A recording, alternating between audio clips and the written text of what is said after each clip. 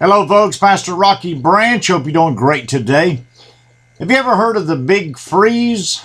Well, if you're a Andy Griffith fan, you have heard of this before. It's a term that Barney used one time when a federal investigator came down to check on some cow stealing. And Barney was upset and he told Andy, we're going to give him the Big Freeze when he gets down here. Has that ever happened to you when you've been involved in a situation and you've gotten upset with someone and you just wouldn't talk to them at all? You just would be around them, you wouldn't even speak. I've heard of situations where people spent quite a while together and never spoke a word at all. Could that be you? Could you be in some relationship, some situation where you got upset with someone to the degree that you wouldn't even talk to them? Now, this is very common. It's not uncommon at all for people to be in arguments. It's not uncommon at all for people to get upset with each other. It's not uncommon at all for you to get aggravated with someone. But it's very important to understand how we deal with this issue. Now, Ephesians 4:26 says, be angry and sin not. Let not the sun go down upon your wrath.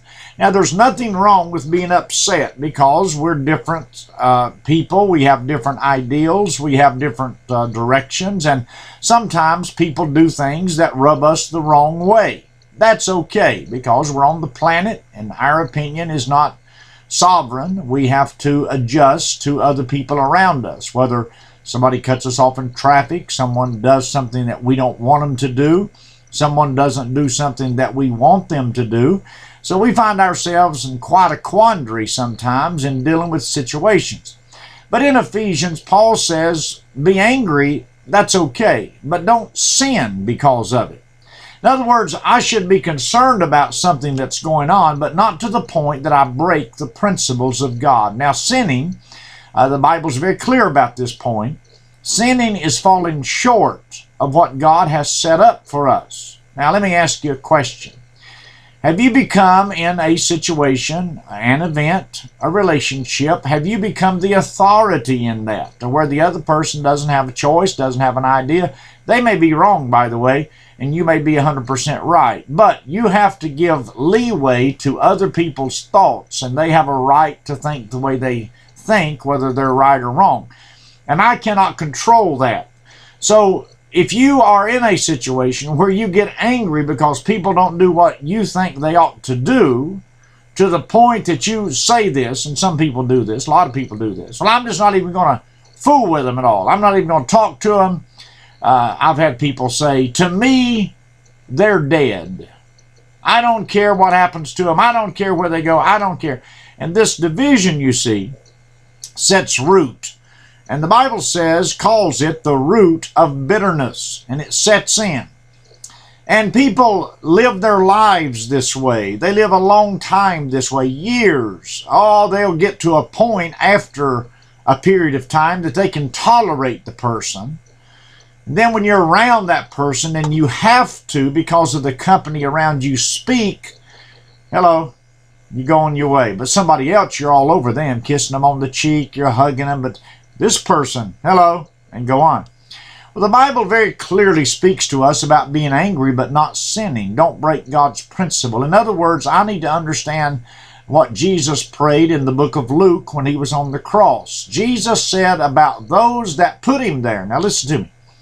Jesus said about those that put him there, Father, they know not what they do. You say, oh, hold on. That joker that I'm mad at knew exactly what he or she was doing. They knew. Well, maybe in their own intellect they may have known, and they may have tried to hurt you in some way or another, but your position has to be a godly position. Your position has to be a Christ-like position. You see, beloved, according to 1 Corinthians chapter 6, your body, your mind, you don't belong to you. So when you start responding in your way, in your flesh, in your mind, well, immediately I'm out of the will of God when I do that. Because the Bible says, be angry is fine. Have righteous indignation. Be upset about wrongdoing when something's been done that shouldn't have been done. Absolutely, I should stand my ground. I should say, hey, I disagree with that. But I'm going to love you through it. I'm going to love you through it, and I'm going to do what God tells me to do. You say, hold on. Hey, hold on, man. I'm not a doormat here. I'm not something that people are going to wipe their feet on. Oh, yes. Yes. The Apostle Paul said, I would become all things to all men that I may win some. So you and I have a great responsibility. You say it's unfair. Boy, I agree with that. But the Bible still says that I'm not to sin. I'm to be angry and sin not. Don't break the principles of God. So maybe there's somebody that you haven't been acting right around because they did you wrong. Maybe they did you bad wrong. Maybe they didn't treat you right at all.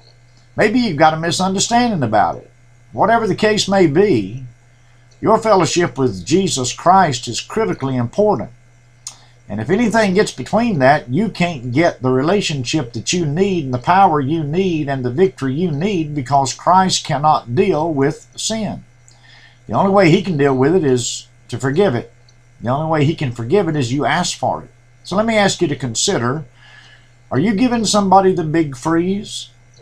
I conclude, if you are giving someone else the big freeze, you give it to God first. Think about that. God bless you. We love you. And goodbye.